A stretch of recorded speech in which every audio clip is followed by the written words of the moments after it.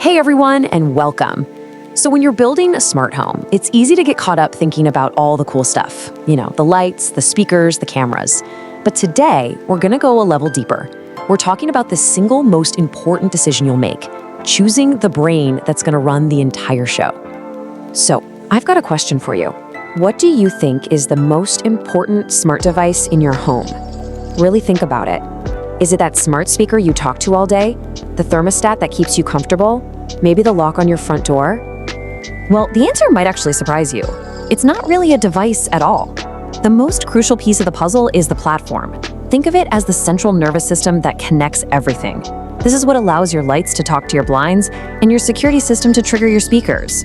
It's really the magic behind the curtain. So in this explainer, we're gonna break down the biggest options out there. We'll look at the four main players: Google Home, Amazon Alexa, Apple Home, and for the real enthusiasts, the powerhouse that is Home Assistant. By the end, you'll have a really clear idea of which one is perfect for you. Let's dive in. Okay, first up, we've got Google Home. If your main goal is simplicity and you just want something that works right out of the box with amazing voice commands, then this is definitely where you want to start looking. So what makes Google Home so simple to use? Well, it all starts with the Google Assistant, which, let's be honest, makes voice control feel incredibly natural and conversational. Setting up new devices is an absolute breeze. You just do it right there in the app. And a huge plus is its strong support for Matter, which is that new universal smart home standard. That's a big deal for future-proofing your home.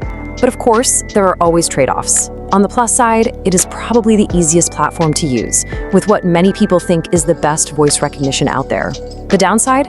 If you're looking to create really complex, multi-layered automations, you might start to feel a little limited. And a really key thing to remember, it's almost entirely dependent on the cloud. If your internet goes down, so does most of your smart home. So the bottom line is this: if you're just getting started, or if you really just value a smooth, simple experience with some of the best voice commands around, Google Home is an absolutely fantastic choice. All right, next on our list is Amazon Alexa. Now, if Google is all about simplicity, Alexa is all about compatibility. It is, without a doubt, the champion of playing well with others. Alexa's real power comes from its absolutely massive ecosystem. You've got powerful routines for automation and literally thousands of third-party skills, which are basically like apps for your smart home. And of course, the integration with Amazon's shopping services is completely seamless. So here's the core trade-off with Alexa. You get the single largest device compatibility on the market, full stop. If a smart device exists, it probably works with Alexa. On the other hand, some people find the voice responses a little less natural than Google's, and the app itself can start to feel pretty cluttered with all those options. And as with any system that lives in the cloud, some users might have privacy concerns. To put it simply, if your number one goal is to connect the widest possible variety of gadgets, or if you're already living deep inside the Amazon ecosystem, then Alexa is almost certainly your best bet. Now for something completely different: Apple Home. Look, this platform isn't trying to work with everything under the sun. Instead, it's laser-focused on providing a super secure, private, and beautifully polished experience, especially for users already inside the Apple ecosystem. Apple's big headline feature is, without a doubt, privacy. Unlike the others we've talked about, a whole lot of the processing happens locally on what's called a home hub. That's something like an Apple TV or a HomePod, not up in the cloud. This means your data literally stays inside your house, and your automations are way faster and more reliable, even if your internet decides to take a break. So, what's the price you pay for all that privacy and polish? Well, it's device choice.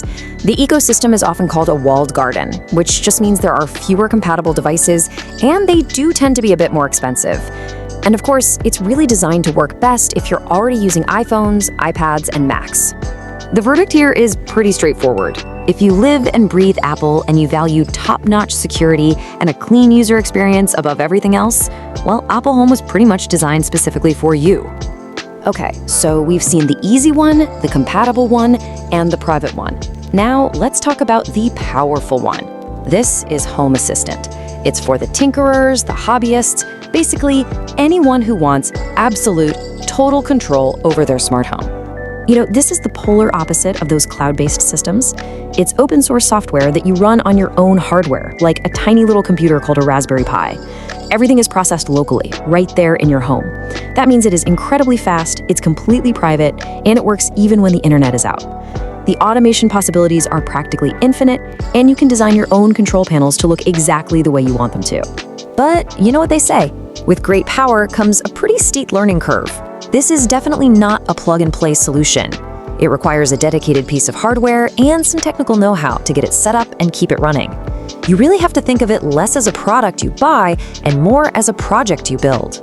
So let's be crystal clear, this is not for the faint of heart. But if you're a DIY enthusiast who just loves to customize every little detail and you want a system that is truly 100% yours, there is simply nothing else out there that even comes close to Home Assistant. Whew, okay, we have covered a lot of ground. So now let's bring it all together and help you figure out which one of these smart home brains is the right fit for you. Looking at them all side by side like this, the trade-offs become really obvious, right? Google is just off the charts for ease of use. Alexa is the clear winner on device compatibility. Apple is the absolute king of privacy. And Home Assistant? It's in a league of its own for automation power, but it's also going to require the most effort from you. So let's make this even simpler, like a quick cheat sheet. If you just want it to be easy, go with Google. If you want it to work with everything, pick Alexa. If you want it private and you're already an Apple fan, choose Apple Home. And if you want to build the whole thing from the ground up, Home Assistant is your answer. But hang on, here's a final pro tip that a lot of people don't realize. You don't actually have to choose just one. A lot of advanced users run Home Assistant as the central brain for all its powerful local automations, and then they connect an Alexa or Google Home device to it just for their excellent voice control. It's a way to get the best of all worlds. Ultimately, there is no single best answer here. There's only the best answer for your home and for you. Your choice is going to come down to your technical comfort level, how much you care about privacy, and just how ridiculously powerful you want your smart home to be. So the only question left is, what kind of architect are you going to be?